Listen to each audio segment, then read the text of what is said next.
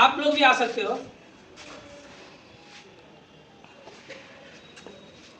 आप लोग भी आ सकते हो। नहीं चल जो रौनक रे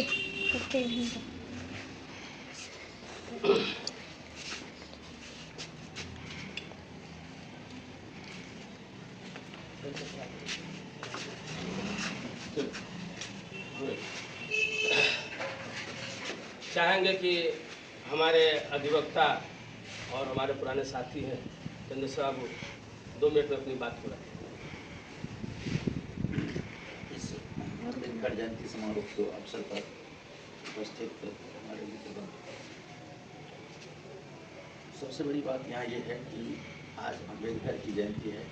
मैं समझता हूँ कि कमोबेश हर संस्था के लोग, हर राजनीतिक दल के लोग अपने अपने ढंग से अम्बेडकर जयंती मना रहे हैं, लेकिन वास्तविक रूप से अगर हम देखें तो अम्बेडकर का विचार आज इसलिए ज़्यादा प्रसारित हो गया है कि अम्बेडकर के बताए हुए रास्ते को आज लोग महसूस कर रहे हैं।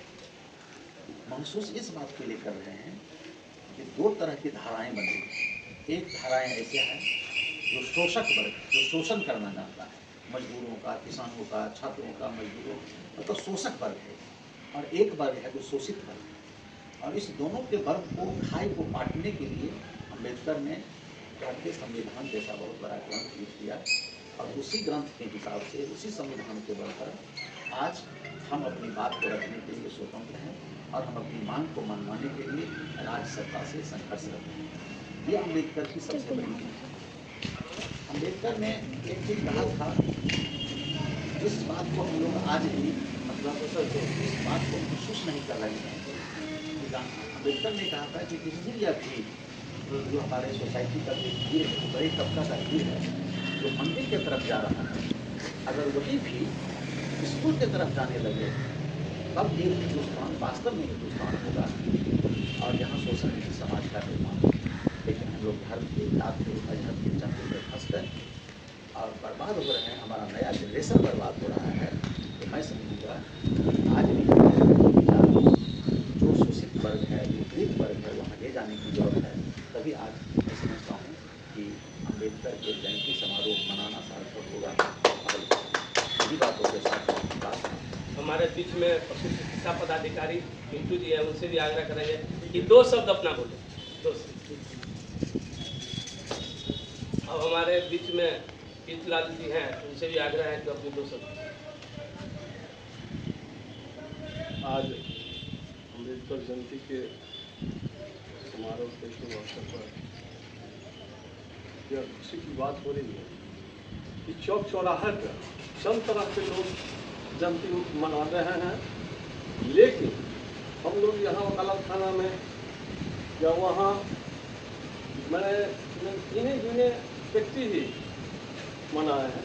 अपार इस बात की हो रही, अगर नहीं होता तो यहाँ छुप जाता, वैसा ही आता। तो बाबा साहब का सूत्र दिए थे कि शिक्षित बनो, संगठित हो और संघर्ष करो। यह 3 मंत्र जो है मूल मंत्र है। अभी इसीलिए इस दलित वर्ग के लिए यह जो है अमूल्य चीज है।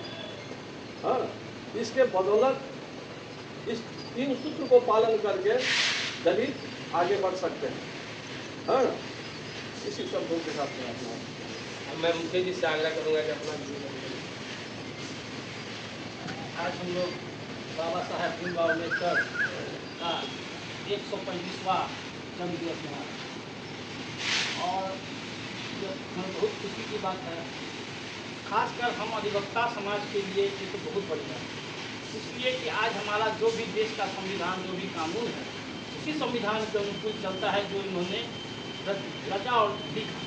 ये हमारे संविधान के, संविधान सभा के राइटिंग कमेटी के अध्यक्ष हुआ करते थे और इन्होंने और संविधान सभा के जितने भी मेंबर थे उन लोगों ने, जब हमारा संविधान का निर्माण हो रहा था तो दुनिया के हर देश से जो जो अच्छी चीज़ें थी उसको ला करके हमारे संविधान में उसका समावेश किया गया कि हमारे समाज के जो सबसे नीचे के लोग हैं उनको भी ऊपर का लोगों को जो लाभ मिलता है वो नीचे के लोगों को भी मिले और नीचे के लोग भी उस लाभ से, इस किसी भी चीज़ से वंचित ना हो, इस बात को लेकर के इन्होंने हमेशा लड़ाई लड़ा और लड़ाई लड़के हम संविधान को लिखा। और आज हमारा संविधान जो लिखा हुआ है उस संविधान में वर्ग के नाम पर, जाति के नाम पर, धर्म के नाम पर या किसी व्यक्ति विशेष के नाम पर कोई भेदभाव नहीं किया गया है।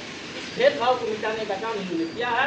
और इन्होंने बहुत अच्छी बात हमारे श्रीताल जी ने कहा कि शिक्षित बनो, संगठित बनो और संघर्ष करो, तभी हमारा देश आगे जा सकता है। इन्हीं बात के साथ में हम नीरज जी से चाहेंगे कि वो अपने देश में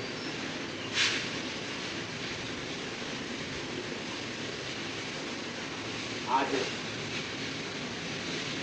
भीमराव अम्बेडकर जयंती समारोह हम लोग प्रतिष्ठा की कर मना रहे हैं और इन्होंने देश के कानून को एक नया रूप देने का प्रयास किया, जिससे हम लोग आपस में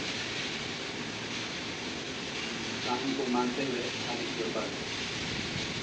इस संविधान को बनने में डॉक्टर भीमराव अम्बेडकर जी को 2 वर्ष 11 महीना 18 दिन का समय लगा और इस बनने के समय में न जाने कितनी ही बाधाएं इनको आई होंगी और उन बाधाओं को